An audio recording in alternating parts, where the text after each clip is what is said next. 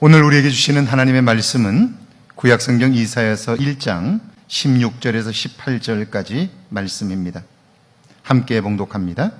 너희는 스스로 씻으며 스스로 깨끗하게 하여 내 목전에서 너희 악한 행실을 버리며 행악을 그치고 선행을 배우며 정의를 구하며 학대받는 자를 도와주며 고아를 위하여 신원하며 과부를 위하여 변호하라 하셨느니라.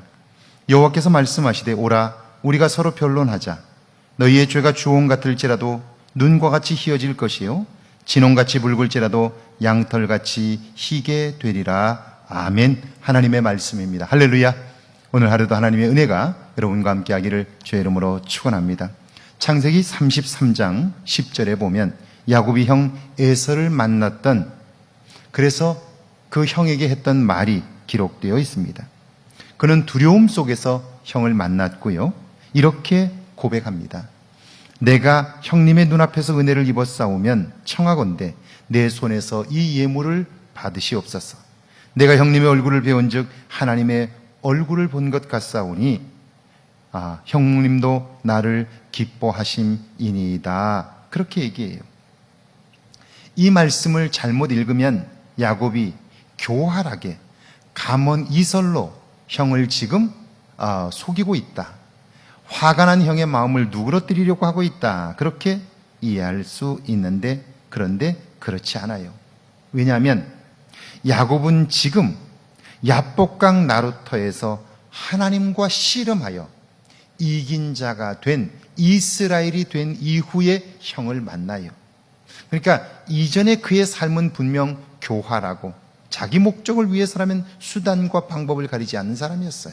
그런데 야복강 나루터에서 내가 할 수 있는 일이 없다는 사실을 발견하고는 하나님의 도움을 구했어요. 나를 축복하지 않으면 내가 녹지 않겠습니다. 이제 내가 마지막으로 하나님께 도움을 구합니다. 하나님이 버리시면, 하나님이 떠나시면 나는 어디에도 도움을 얻을 수 없습니다 라고 고백하고요, 그런 절박한 마음에 하나님을 신뢰하는 야곱을 이제는 더 이상 속이는 자가 아니라 너는 하나님과 겨루어 이긴 자다 라는 뜻의 이스라엘이라는 이름을 붙여준 거예요. 변화된 것이죠. 그러니까 이제 자기가 최고였고 다른 사람들은 형편없다고 여겼던 그의 내면이 달라진 거예요. 전에는 형을 나의 목적을 위한 수단으로 삼았는데 이제 변화된 그가 볼 때 형은 나보다 훨씬 나은 사람이고, 그리고 형의 얼굴을 배운 즉 하나님의 얼굴을 뵙는 것 같다는 말은 진심일 수 있다 하는 거죠. 그러니까 야곱은 지금 놀라운 변화를 경험했고 그 변화의 중심에는 하나님과의 만남이 있었다 하는 이야기입니다. 하나님과의 만남을 위하여 우리 스스로가 해야 할 일들이 있습니다. 여기 16절 말씀인데요, 너희는 스스로 씻으며 스스로 깨끗하게 하여 내 목전에서 너희 악한 행실을 버리며 행악을 그치고 라고 되어 있어요. 하나님과의 만남을 성사하기 위해서 우리가 준비할 것이 있다면 그것은 나의 죄악을 하나씩 기억하고 용서를 구하는 거예요. 죄악의 사슬을 끊는 거예요. 죄와 연결되어 있는 모든 것들을 단호하게 끊고, 그리고 하나님 앞에 진실하게 세워지는 거예요. 자, 그런다고 해서 하나님이 반드시 용서해 주셔야 하는 것은 아니에요.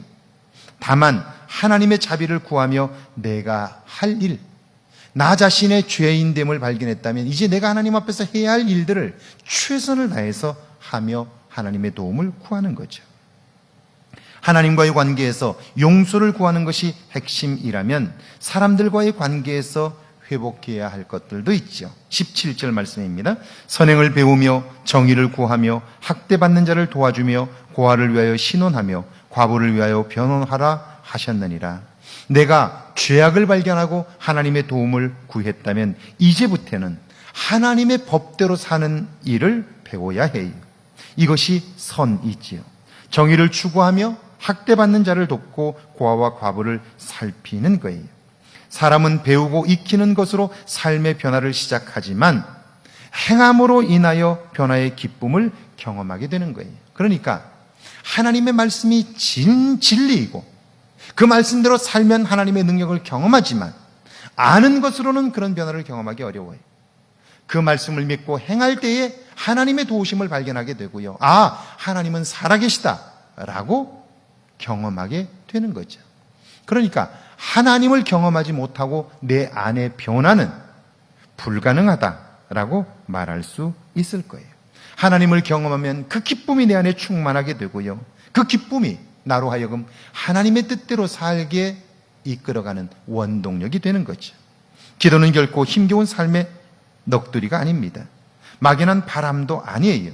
하나님의 약속을 믿고 순종하는 거예요. 그래서 18절에 보니까 여호와께서 말씀하시되 오라 우리가 서로 변론하자. 너희의 죄가 주홍 같을지라도 눈과 같이 희어질 것이요 진홍같이 붉을지라도 양철같이 희게 되리라.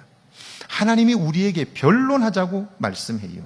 우리가 옳다고 여겨온 삶이 정말 옳은지, 우리 속에 확신하고 있는 것들이 정말 신뢰할 만한 것들인지 토론하자는 거예요. 만약 잘못된 것들을 믿고 확신하여 살아왔다면 구하라는 거예요. 그러면 그 죄가 주홍 같을지라도 눈과 같이 희어질 거라고 말해요. 양털같이 될 것이라는 거죠. 이 약속을 믿는 믿음으로 우리가 하나님께 기도하는 거예요. 왜냐하면 하나님은 신실하시기 때문이에요. 한번 약속하신 것은 결코 바꾸시지 않는 분이기 때문이죠. 그래서 우리는 하나님의 그 약속을 믿고 그 약속을 붙들고 기도하는 거예요. 그리고 하나님이 응답하신다는 사실, 약속을 반드시 지키신다는 사실, 그 사실을 몸으로 알게 되는 거죠. 그리고 우리의 삶은 조금씩 새로워지게 되고요. 우리가 나를 신뢰했던 그 삶에서 하나님을 신뢰하는 모습으로 변화되게 되고요. 그만큼 우리의 삶은 자유로워질 수 있는 것이죠. 오늘도 하나님은 우리와 함께 하십니다. 그분을 신뢰하는 믿음으로 살아 하나님의 함께 하심을 경험하는 복된 하루가 되기를 주의 이름으로 축원합니다. 함께 기도합니다. 나를 돌아보고 잘못된 것들을 돌이키게 하옵소서. 하나님의 약속을 붙잡고 도움을 구하게 하옵소서. 함께 기도합니다. 하나님 나를 돌아보게 하옵소서. 내 삶의 잘못된 것들을 돌이켜보게 하시고 하나님의 약속을 붙잡고 도움을 구하며 살게 하옵소서.